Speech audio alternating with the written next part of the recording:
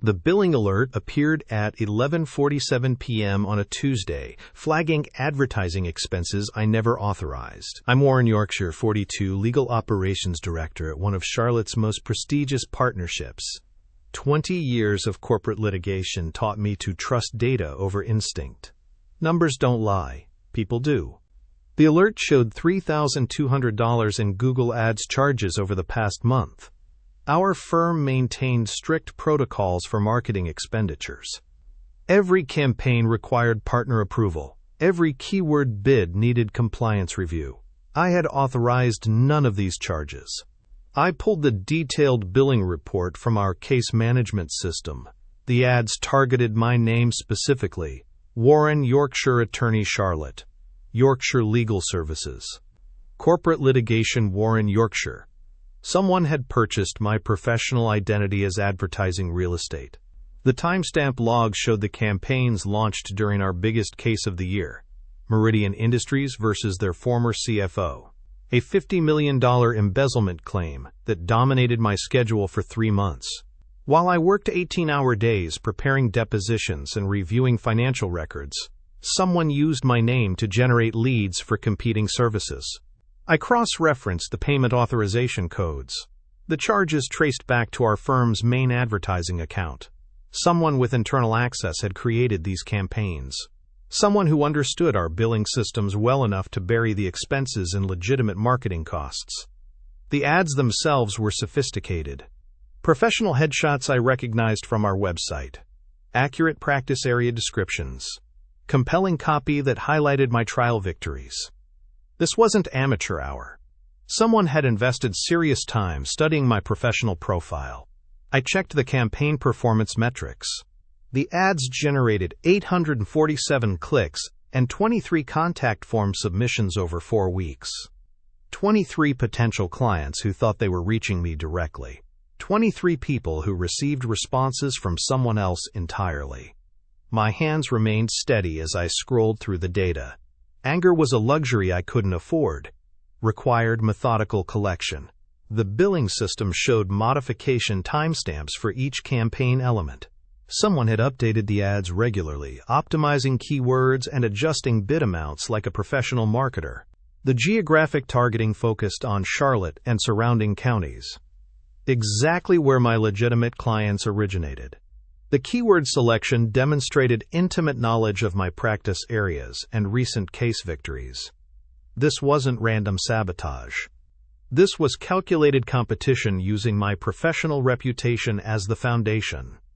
I printed the billing reports and saved screenshots to my personal drive. The firm's IT policies prohibited copying sensitive data, but this belonged to me. My name, my reputation. My stolen professional identity. The office felt different at midnight. Empty corridors that buzzed with activity during business hours now seemed hollow and threatening. Someone in this building had betrayed my trust. Someone with access to our systems and knowledge of my schedule had orchestrated this elaborate scheme.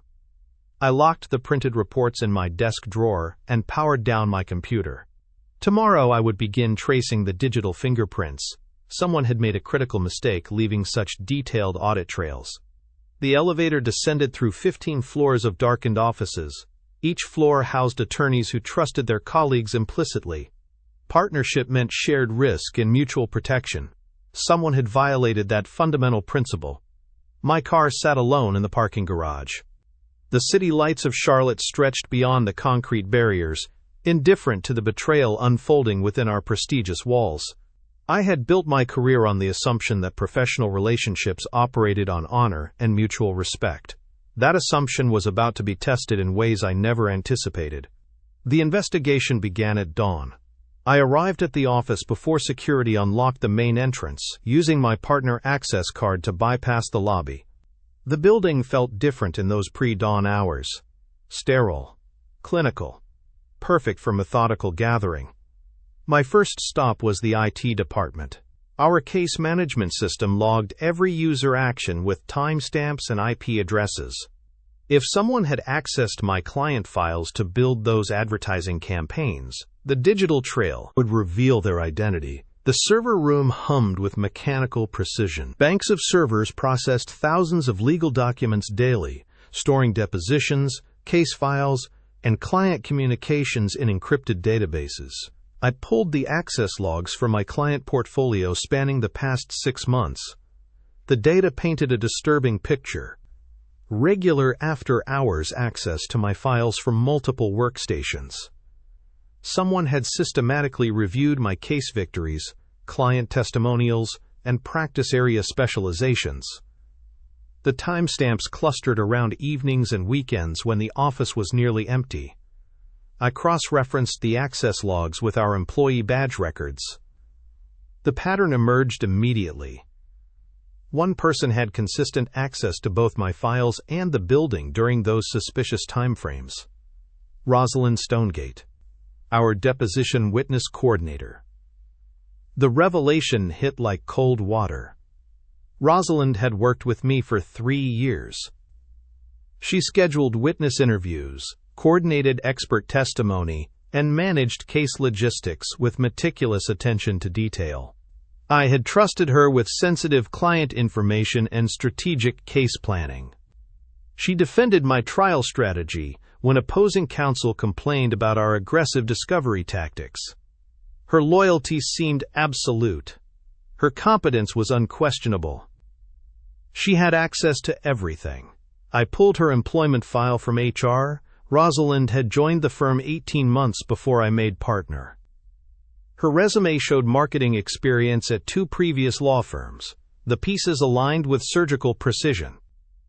My phone buzzed with a text from Heath Stonegate, our senior litigation partner. Coffee at 7 a.m.? Need to discuss the Morrison case. Heath had mentored me through partnership track. His guidance had shaped my approach to complex litigation and client development. If anyone could help navigate this betrayal, it was him. We met at the coffee shop across from our building. Heath arrived precisely at 7, carrying his usual black coffee and legal pad. His silver hair and measured demeanor commanded respect in every courtroom in Charlotte. "You look like hell, Warren," he said, settling into the corner booth. "What's eating at you?" I showed him the printed billing reports and access logs. Heath studied the documents with the same analytical focus he brought to depositions. His expression darkened as the implications became clear. "Rosalind," he said finally, "how long has this been running?" 6 months minimum. Possibly longer. I kept my voice level despite the anger building in my chest. "She's been mining my client files to build competing advertising campaigns." Heath set down his coffee cup with deliberate precision. "The geographic targeting is particularly damaging. She's intercepting potential clients before they reach your practice. It gets worse." I pulled out additional screenshots showing the keyword optimization. "She's using my case victories and client testimonials as advertising copy. Potential clients think they're contacting me, but the leads go directly to her personal practice." Personal practice? Heath's eyebrows raised slightly. "She registered a solo firm 6 months ago, same time frame as the advertising campaigns." The documentation felt heavy in my hands. "She's been building a competing practice using our resources and my professional reputation." Heath leaned back in the booth, processing the implications.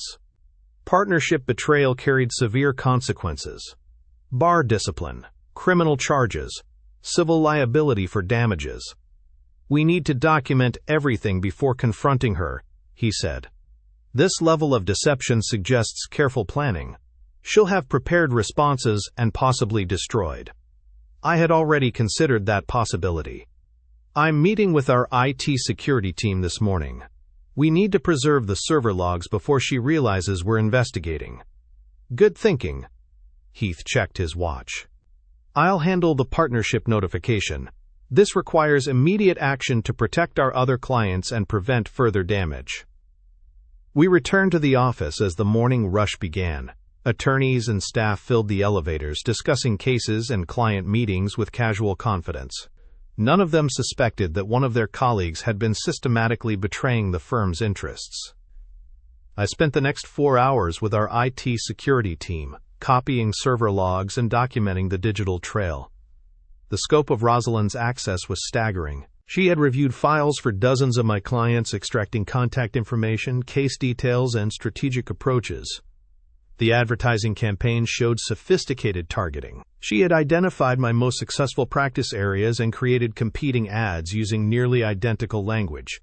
Potential clients searching for my services would see her advertisements first, complete with testimonials and case results stolen from my legitimate practice.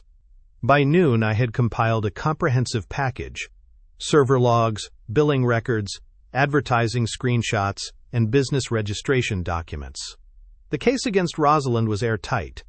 Heath called an emergency partner meeting for 2 o'clock. The conference room filled with our firm's senior leadership, their faces grave as they reviewed the saya. The betrayal struck at the heart of partnership trust. The financial impact extends beyond Warren's practice, Heath explained to the assembled partners. This creates liability exposure for the entire firm, client confidentiality breaches, potential malpractice claims, bar discipline for inadequate supervision. The discussion that followed was clinical and decisive. Partnership required absolute trust. Rosalind had violated that fundamental principle in the most calculated way possible. At 3:30, I received a call from building security. Rosalind had attempted to access the server room using her credentials. The system had denied her entry and flagged the attempt as suspicious. She knew we were investigating. The confrontation came at 4:15 that afternoon. Rosalind entered my office without knocking, her usual professional demeanor replaced by something harder. She closed the door behind her and took the chair across from my desk. "We need to discuss this misunderstanding," she said, placing a manila folder on my desk. "I think there's been some confusion about my consulting work." I opened the folder. Inside were documents attempting to legitimize her competing practice. A consulting agreement backdated 6 months. Client testimonials with altered dates. Even a fake business license application. "Impressive preparation," I said, studying the forgeries. "But server logs don't lie, neither do advertising platform records." Her composure cracked slightly. "You're making assumptions about activities you don't understand." "I understand perfectly. You accessed confidential client files. You stole case strategies. You ran targeted advertisements using my name and practice areas. You violated attorney-client privilege and partnership agreements." She leaned, her voice dropping to a whisper. "Prove it in court. You're as circumstantial at best." I opened my laptop and turned the screen toward her. The advertising dashboard showed her campaigns in real time, complete with my stolen keywords and client testimonials. Her face went pale as she recognized the irrefutable digital trail. "The Secret Service Financial Crimes Unit disagrees with your assessment," I said quietly. "Economic Crimes Investigator Patricia Wilson will be here tomorrow morning." That broke her completely. She slumped back in the chair, the fight draining from her posture. "You don't understand the pressure I was under. Student loans, credit card debt, my mother's medical bills. Financial pressure doesn't justify betraying client confidentiality. I never intended for it to go this far. It started with just a few keywords. Then I saw how much money you were making from cases I helped coordinate." I closed the laptop. "How long?" 8 months, maybe 9. "How much?" She was quiet for a long moment. $47,000 in revenue. After advertising costs and expenses, maybe $28,000 profit. The numbers hit harder than I expected. Nearly a year of systematic betrayal. Dozens of violated client files. Thousands of dollars in stolen business opportunities. "The partnership is meeting again at 5, I said. "You can resign now or face termination and criminal charges." She stood slowly, gathering the useless documents from my desk. "I'll have my resignation letter to Heath within the hour." But resignation wouldn't this. The damage extended far beyond our firm's internal politics. At 5:30, Heath convened the second partner meeting of the day. The package had grown to include Rosalind's partial confession and her resignation letter. The partners' faces reflected the gravity of our situation. "Client notification begins immediately," Heath announced. Every file she accessed requires disclosure. We're looking at potential malpractice claims from 43 clients. The liability calculations were staggering. Even with malpractice insurance, the firm faced significant exposure. Some clients would demand fee refunds. Others might file bar complaints against the entire partnership for inadequate supervision. "What about criminal prosecution?" asked one of the senior partners. "Economic crimes investigator Wilson arrives tomorrow at 9, I replied. The Secret Service takes financial fraud seriously, especially when it involves professional services. The meeting continued for 2 hours, covering damage control strategies and client communication protocols. Every partner would personally contact their affected clients. The firm's reputation depended on complete transparency. Patricia Wilson arrived precisely at 9 the next morning. She was younger than I expected, maybe 35, with the methodical demeanor of someone who specialized in complex financial investigations. Her credentials included prosecuting embezzlement cases involving professional services firms. "The digital is comprehensive," she said after reviewing our documentation. "Server access logs, advertising platform records, business registration fraud. This meets federal criteria for wire fraud and computer intrusion." We spent 3 hours walking through the trail. Wilson's questions were precise and technical, focusing on the methods Rosalind used to access confidential information and monetize stolen client data. "The advertising fraud alone carries significant penalties," Wilson explained. "Using another attorney's identity and credentials to solicit clients violates multiple federal statutes." By noon, Wilson had enough to proceed with criminal charges. The case would likely result in federal prosecution given the interstate nature of online advertising and the systematic violation of attorney-client privilege. The bar complaint followed 2 days later. The North Carolina State Bar took attorney misconduct seriously, especially cases involving client confidentiality breaches. Rosalind faced automatic suspension pending investigation, but the most difficult conversations were with affected clients. Each call required explaining how their confidential information had been compromised. Some clients were understanding. Others demanded immediate fee refunds and threatened malpractice suits.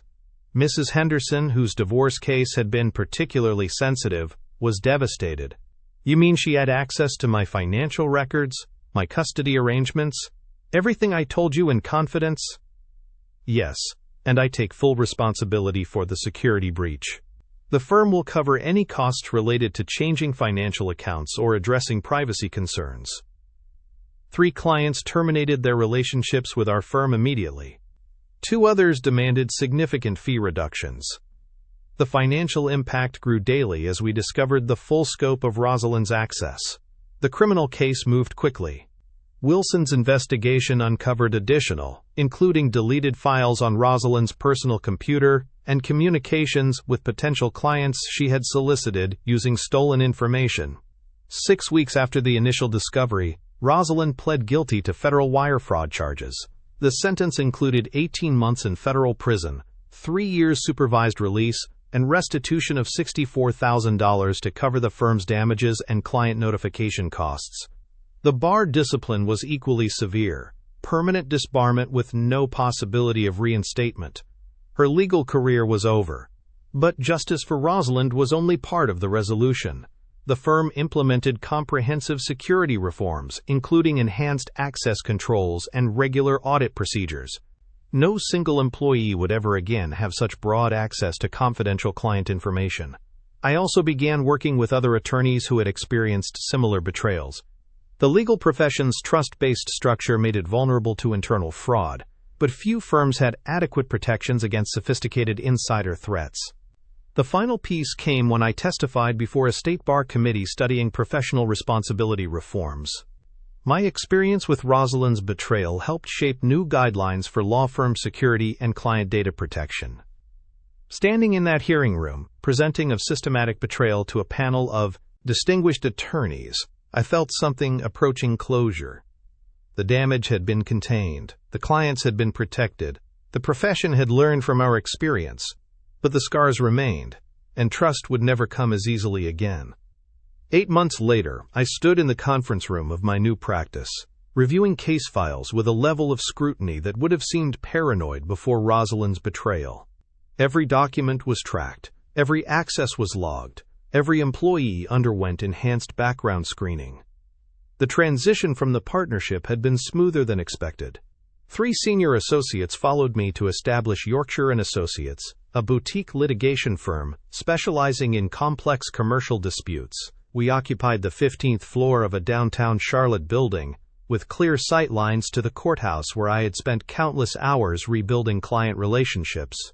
The Rosalind Stonegate case had become something of a cautionary tale within Charlotte's legal community. Bar Association continuing education seminars now included mandatory sessions on internal security protocols. Several firms had contacted me for consulting on their own security assessments. My testimony before the State Bar Committee had resulted in new mandatory reporting requirements for law firms experiencing data breaches or employee misconduct. The guidelines required immediate client notification and enhanced oversight procedures for firms with more than 20 attorneys. I lead grassroots efforts to criminalize deliberate intra-firm sabotage, working with legislators to close loopholes that allowed sophisticated internal fraud to go unpunished under existing statutes. The proposed legislation would make it a felony to misuse law firm resources for personal financial gain, with enhanced penalties for violations involving client confidentiality. The financial recovery had exceeded expectations. Rosalind's restitution payments, combined with our malpractice insurance claim, had covered most of the direct costs. The indirect damage to our reputation had proven more difficult to quantify, but new client referrals suggested the legal community respected how we had handled the crisis. Heath Stonegate had reached out twice since the criminal sentencing, both times to apologize for his sister's actions and to offer assistance with any ongoing recovery efforts. His genuine remorse had been evident, but I maintained professional distance. Some betrayals created permanent boundaries. The most satisfying development had been hearing from other attorneys who had discovered similar schemes at their own firms. My willingness to speak publicly about the experience had encouraged others to report suspicious activity, rather than handle it quietly. 3 additional cases had resulted in criminal prosecutions, and the legal profession was slowly acknowledging that internal fraud was a more serious problem than previously recognized. On quiet evenings in my new office, I sometimes reflected on the lessons learned. Trust remained essential to legal practice, but it required verification and oversight. The partnership model that had served the profession for centuries needed updating for the digital age. The silence in my new conference room felt different from the oppressive quiet that had followed Rosalind's arrest. This was the silence of careful preparation, of systems working properly, of trust earned through transparency rather than assumed through tradition. It was finally over, and the silence felt earned.